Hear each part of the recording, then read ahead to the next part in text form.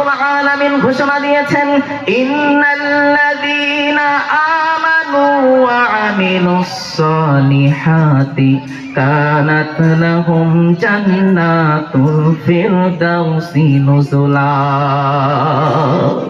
আল্লাহ রাব্বুল আলামিন জানিয়ে দিয়েছেন, গোলাম শোন, দুনিয়া থেকে যদি তুমি ঈমান আনতে পারো, দুনিয়া থেকে যদি তুমি নেক আমল আনতে পারো, তাহলেই তোমার জন্য রয়েছে জান্নাতুল ফিরদাউস। আর যদি আল্লাহর নবীর এক সাহাবী এসে বললেন, ইয়া রাসূলুল্লাহ, ইয়া হাবিবাল্লাহ, আমার পাশে একজন প্রতিবেশী আছে, আমার একজন আত্মীয় আছে, ওই আত্মীয়ের সাথে আমি সম্পর্ক বজায় রাখতে চাই, আমি তার সাথে সম্পর্ক স্থাপন করতে চাই, তার সাথে আমি ভালো ব্যবহার করতে চাই। ইয়া নবী আল্লাহ, ইয়া হাবিব আল্লাহ,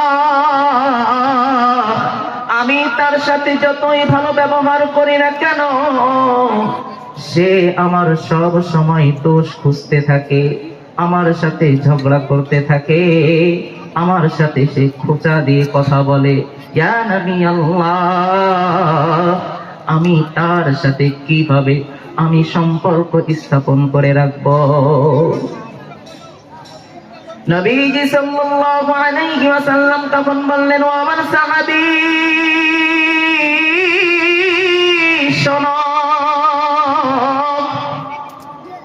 তোমার আত্মীয় তোমাকে কষ্ট দেয়, তোমার সাথে ঝগড়া করে, তুমি তার সাথে কেমন ব্যবহার করবা?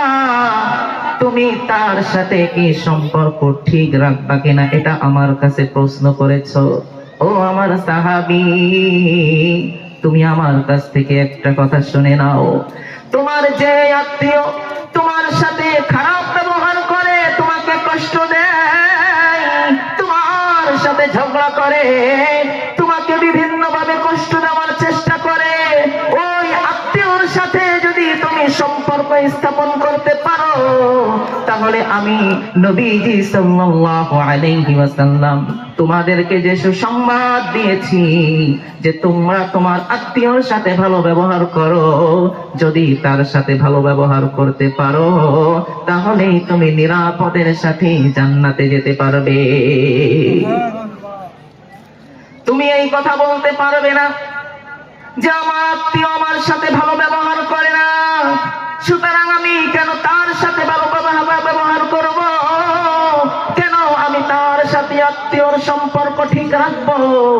না না না, আত্মীয় সম্পর্ক ঠিক রাখা অর্থ হলো সেটাই, আত্মীয় যদি তোমাকে কষ্ট দেয়, সেই কষ্ট সহ্য করেও যদি তুমি সম্পর্ক ঠিক রাখো, তাহলেই তাকে বলা হয় আত্মীয় সম্পর্ক ঠিক রাখা। নবীজি সাল্লাল্লাহু আলাইহি ওয়াসাল্লাম আরো বললেন, সাহাবী, তোমার ভাই, তোমার আত্মীয়, তোমার প্রতিবেশী যদি তোমার সাথে ভালো ব্যবহার করে, যদি তোমার সাথে সে সুন্দর ব্যবহার করে, আর সেই সময় যদি তুমিও তার সাথে ভালো ব্যবহার করো, তাহলে তো সেখানে আমল হবে হাল জাযাউল ইহসান ইল্লাল ইহসান। তোমার ভাই তোমার সাথে ভালো ব্যবহার করেছে, তোমার আত্মীয় তোমার সাথে ভালো ব্যবহার করেছে, যার কারণে তুমিও তার সাথে ভালো ব্যবহার করেছো, তোমার আত্মীয় তোমার সাথে ভালো ব্যবহার করেছে, যার কারণে তুমিও তার সাথে ভালো ব্যবহার করেছো, এটাকে তো আত্মীয় সম্পর্ক ঠিক রাখা বলে না। এটা হলো সে যেমন তোমার সাথে ইহসান করেছে, তুমিও তার সাথে ভালো ব্যবহার করেও তেমন ইহসান করেছো। আমরা মনে করি যে সম্পর্ক ঠিক রাখা মনে হয় এটাকেই বলে যে সে যদি আমার সাথে ভালো ব্যবহার করে, আমিও তার সাথে ভালো ব্যবহার করব, সে যদি আমার সাথে সম্পর্ক ঠিক রাখে, আমিও তার সাথে সম্পর্ক ঠিক রাখবো।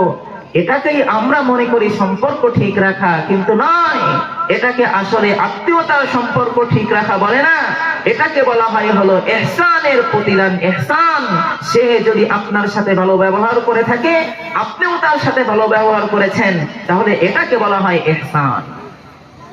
আর আত্মীয়, আপনার ভাই, আপনার চাচা, আপনার সন্তান, আত্মীয় যদি আপনার সাথে খারাপ ব্যবহার করে, আপনাকে কষ্ট দেয়, সেই সময়ও যদি আপনি আত্মীয়ের সম্পর্ককে যদি ঠিক রাখার চেষ্টা করেন, তাহলে এটাকেই বলা হয় আত্মীয়র সম্পর্ক ঠিক রাখা। আর আল্লাহ রাব্বুল আলামিন বললেন, ফাত্তাকুল্লাহা ওয়া আসলিহু যাতা বাইনিকুম। আল্লাহ রাব্বুল আলামিন বললেন, গোলাম, তুমি আমি আল্লাহ রাব্বুল আলামিনকে ভয় করো।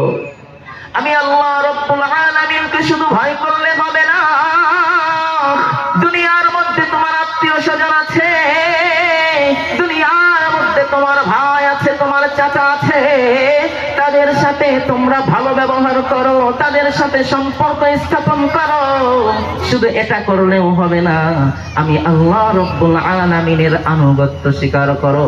আমি আল্লাহ রাব্বুল আলামিন তোমাকে অর্ডার দিয়েছি, গোলাম,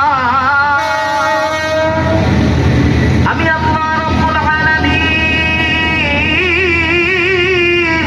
তোমার উপর 5 ওয়াক্ত নামাজ ফরজ করেছি। ও গোলাম, তুমি সময় মতো 5 ওয়াক্ত নামাজ আদায় করো। এটা যদি আমি করি, তাহলে আল্লাহ রাব্বুল আলামিন আমাদেরকে যে অর্ডার করেছেন, তোমরা আল্লাহ রাব্বুল আলামিনের ইতাআত করো, তাহলে আল্লাহ রাব্বুল আলামিনের ইতাআত হবে। আবার আল্লাহ রাব্বুল আলামিন 4 নম্বর গুণ বলেছেন, ও আমার গোলাম শোন, শুধু আমি আল্লাহ রাব্বুল আলামিনের ইতাআত করলে হবে না, শুধু আমি আল্লাহ রাব্বুল আলামিনের আনুগত্য করলে চলবে না। আমি আল্লাহ রাব্বুল আলামিন তোমাদের কাছে যে রাসূল পাঠিয়েছি, যে পয়গম্বর পাঠিয়েছি, ওই রাসূল এবং পয়গম্বরের ইতাআত তোমার জন্য ফরজ।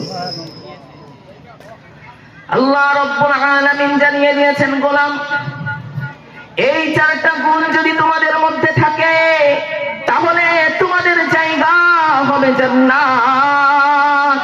কারণ মুমিনের জায়গা হলো জান্নাত।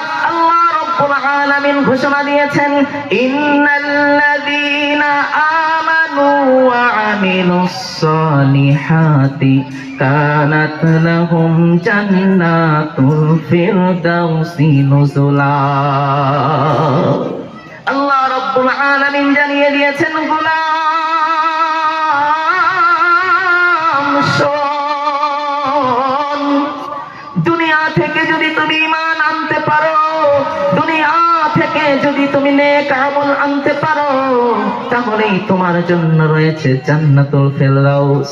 আর যদি দুনিয়া থেকে তুমি ঈমান নিয়ে না যেতে পারো,